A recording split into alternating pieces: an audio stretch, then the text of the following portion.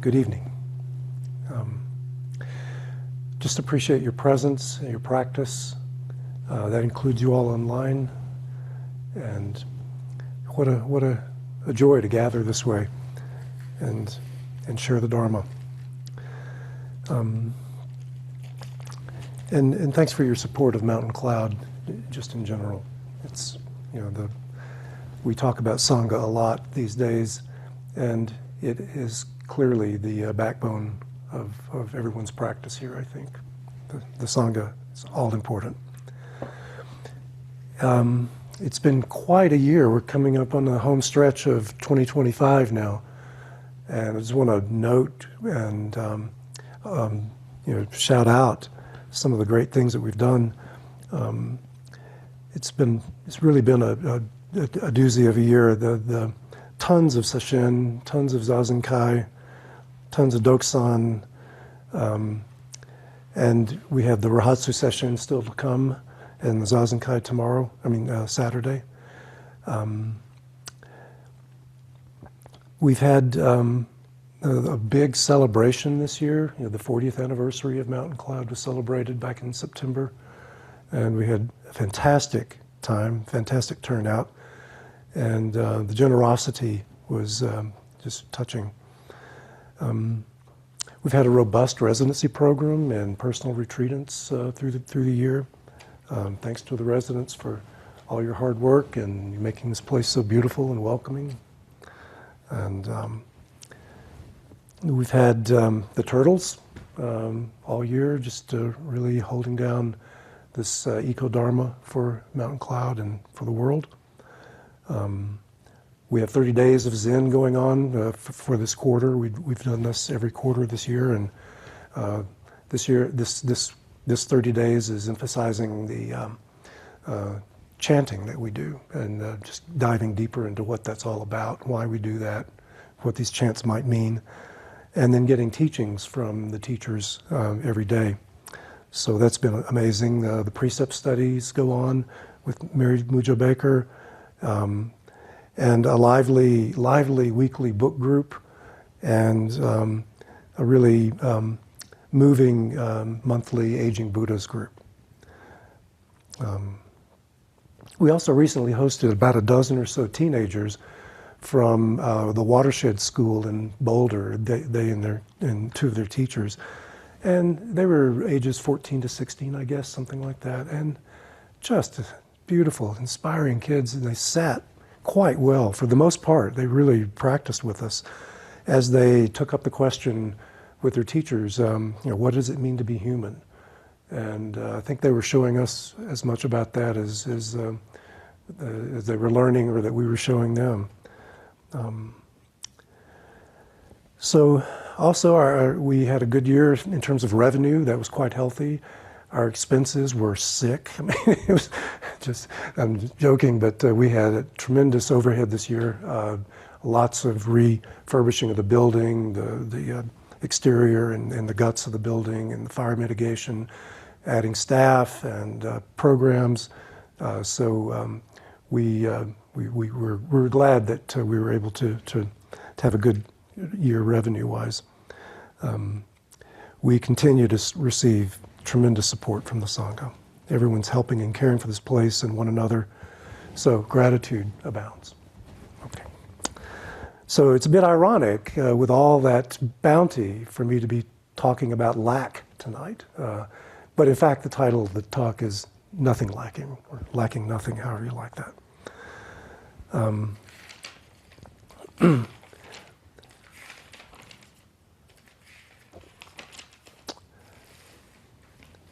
There's nothing we lack, actually, and there's nothing that can be added. And before I go any further, let me just say, if you've never been to a Teisho before, I think most of you have, so I won't belabor this, but if you haven't, they're usually based on a koan, which will happen again tonight, and it's skillful to just listen with an open heart, open mind, third eye or third ear, so to speak. And if something strikes, then just let it resound, but don't worry too much about analyzing or discerning in a discursive way what's going on. So I was saying there's nothing to add. And that reminds me of shikantaza, this way of sitting that's fundamental in Soto Zen in particular. Shikantaza, just sitting. So sitting without anything, without any object of concentration, no mantra, no koan, just simply attending to the present moment as it arises. And when your mind takes off as it does, noticing that and coming back. And it's,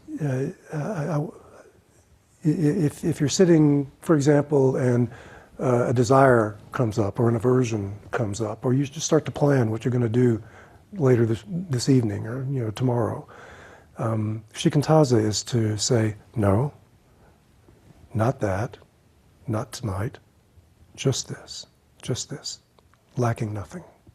Don't need any of that. It's just this. And this is a fundamental fact that you, I, you, we, each of us is everything. And you, I, we are all in community with one another and with everything. We all own one another, and we're all at the very top of the heap and at the bottom of the heap and all points in between. So I can say I lack nothing because it's all me. You can say that too. And I'm for it all. I'm with it all. I attend to it all. To say that you own anything really is a joke. You own everything, but you also owe everything.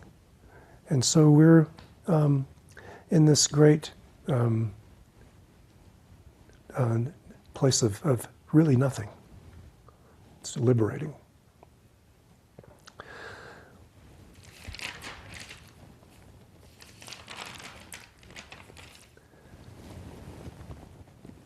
And yet, humanity would appear to be lacking a lot. Humanity lacks peace.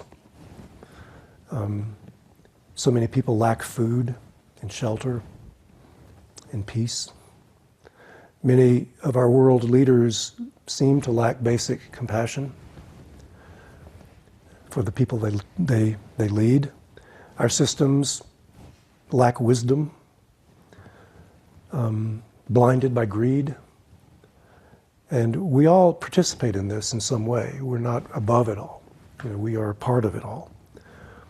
But there's power in that. Since we are part of the making of these unwise systems, we also have some power to affect them by how we attend to our buying habits, or maybe our boycotting habits, or what we choose makes a difference. So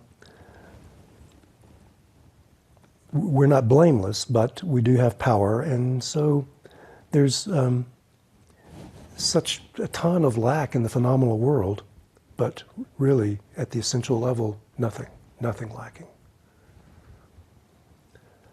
Nothing need be added, nothing can be added.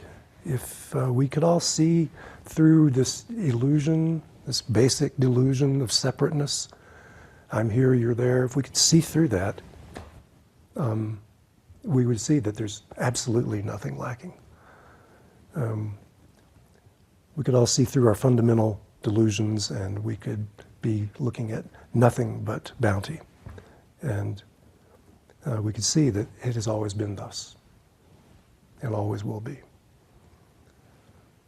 The Buddha said that everything you need to awaken to your own enlightenment is contained in your 6-foot frame. He was pretty tall, I guess. So we can practice, and we can let our true nature, our Buddha nature, shine through the supposed lack more and more. And our natural generosity and ethicality natural perfect patience and our joyful effort and our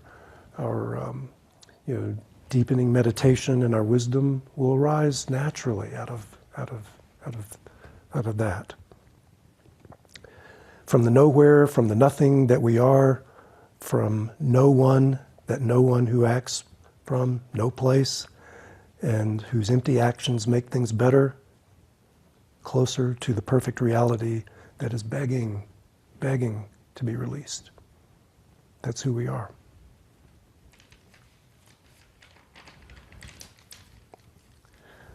So there's a koan that expresses this seeming dilemma of lack and the reality of how that is false. So I'm going to take up case 10 in the Gateless Gate, the Mumonkon. And this is titled Seizei the Poor. So I'll read the case. A monk, Seizei, eagerly asked Master Sozan, "I'm solitary and poor. I beg you, Master, please help me to become prosperous." Sozan said, "Venerable Zei." "Yes, Master," replied Zei. Sozan said, "You have already drunk 3 cups of fine Hakka wine, and still you say that you have not yet moistened your lips." Mumonkon offers a commentary with every case. I'll go ahead and read that. Seizei is obsequious in tone, but what is his real intention? Sozan has the penetrating eye and thoroughly discerns the monk's state of mind. Be that as it may, just tell me, where and how has Venerable Zei drunk the wine?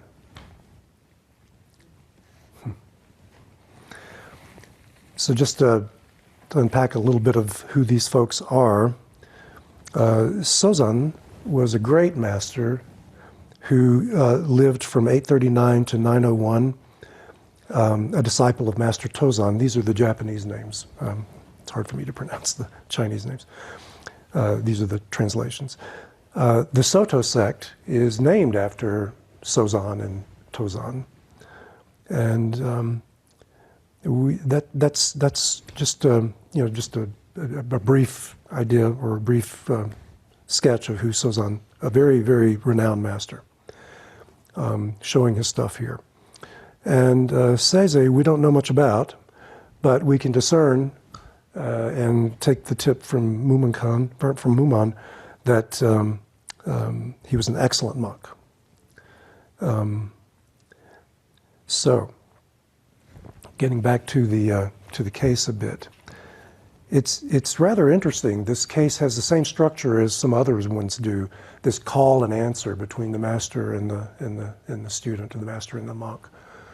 And each, the one that comes to mind is Ananda is called by Mahakashapa. "Ananda, yes, master. Knock down the flagpole at the gate," is the sermon he gets. So here, the same thing, and that "yes, master," really, you could stop right there. That's really the showing everything. The whole world is exposed by that "yes, master." That's the thing. That's that empty everything. But we get a bonus in this this small sermon from Sozan. "You have already drunk 3 cups of fine Hakka wine, and still you say that you have not yet moistened your lips."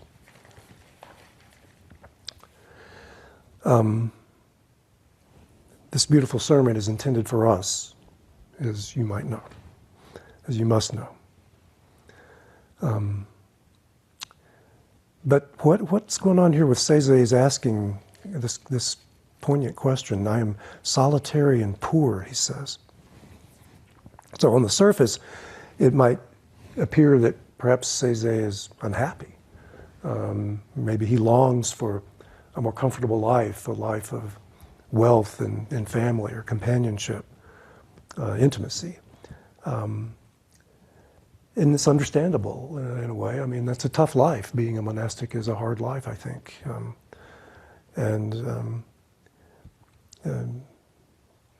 for some, no doubt, entering the monastic life was born of hardship, needing a way to survive in a society that was unsettled and uncertain. Certainly, the Tang Dynasty was such. At times, it was particularly so. And it's sort of like the same reason people might join the military, just to have a way to survive this life, to have food and shelter and clothing, and there's also a certain dignity and purpose that one might take on in these roles. That whether it was heartfelt or not, there would be at least some sort of sense of having a space in society that was valid. And for those in those circumstances, then and now, even no judgment. And there's every opportunity for such a one to benefit from just that life. On the other hand, for many, or maybe most monastics, that choice comes from some deeper aspiration to awaken, to learn, to serve, and perhaps to transcend terrible loss, or to discover the meaning of this existence and the mystery of living and dying. Seizei would seem to fall into the latter category. He wouldn't expect a different lifestyle from being a monastic, nor some teaching that would bring him some sort of material wealth. So his question, his plea, is saying something else, as Mumonkon is telling us. It's actually more like a mando, a Dharma combat with Sozan. He's checking Sozan's clarity and inviting Sozan to push back, to challenge him, to push him deeper.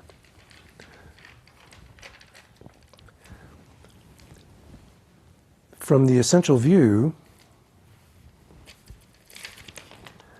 this aloneness, this solitary quality is natural. There's only one thing, and it is everything, as I keep saying, and it's you, and you're one with everything in its solitariness, in its oneness. When the Buddha awakened, what did he say? From the tops of heaven to the bottom of earth, I alone. Not in some egocentric way, but it's just one thing. It's me.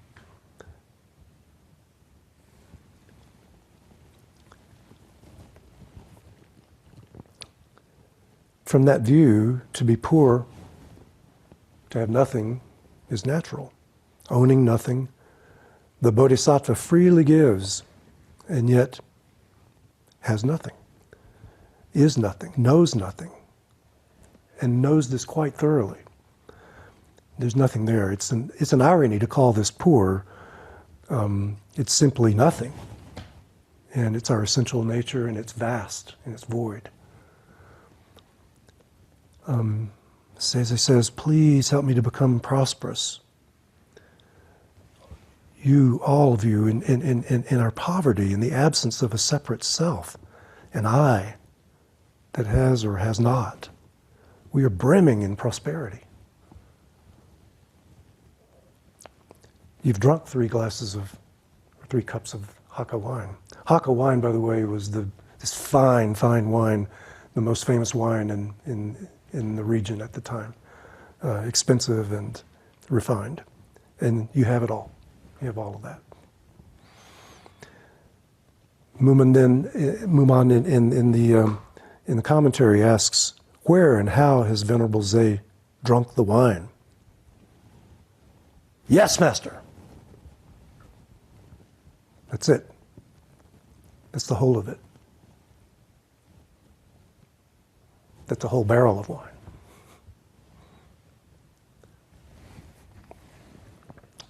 So each koan has a verse. We'll take that up now. This is an intriguing verse. Poor like Hantan, of a spirit like Ku. Though they cannot sustain themselves, they dare to compete with each other for wealth. So poor like Hantan. Hantan was a 2nd century person in China who wanted, some official position, some career, But he couldn't go pursue that because his mother was gravely ill and he had to stay and take care of her. So he became a fortune teller, which apparently was not a very lucrative occupation at the time. And he had a family, he had a wife and some children, and they didn't have anywhere to live. He just pushed them around in something like a wheelbarrow, and they would camp under trees. So he was desperately poor, so poor like Hantan. But of a spirit like Ku. Ku was a famous warrior in the 3rd century China BCE, renowned for his brilliant fighting and his spirit. And even in defeat, he was happy and joyous. So of a spirit like Ku. Though they cannot sustain themselves, they dare to compete with each other for wealth. They cannot sustain themselves. They're so poor. Seizei and Sozan, so poor. Ironically. They dare to compete with each other for wealth. They're having this play, this Dharma combat, this Mondo. And they're drinking the Hakka wine.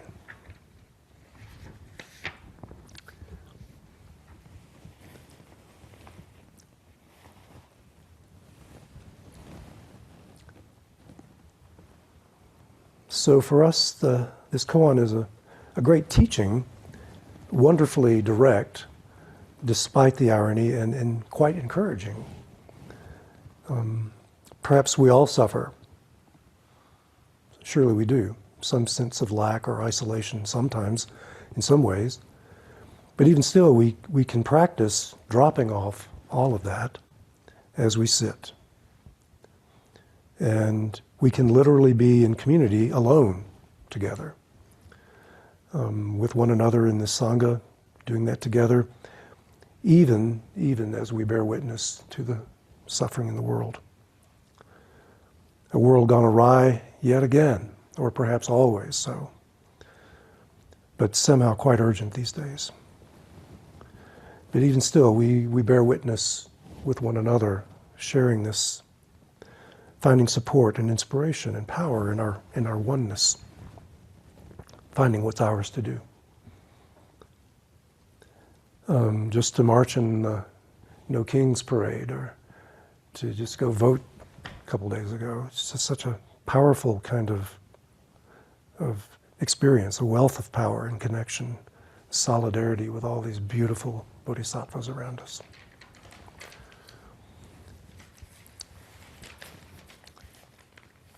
So you want prosperity? Check out the moon. Listen to the coyotes howling.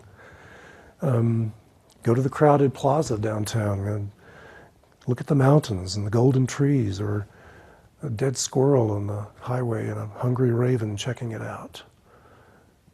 Couldn't be more wealthy.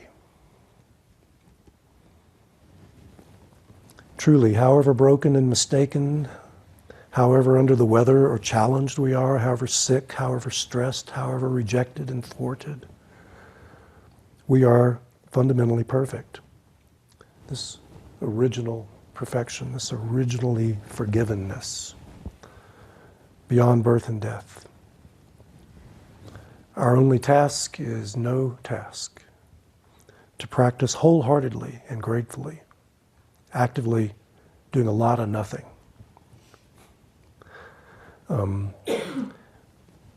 One of Joshu's sayings is meditation is not meditation. It's alive. It's nothing. To taste that falling away of body and mind, and to come home to our true selves. Our true selves wait patiently for us to awaken to what we are.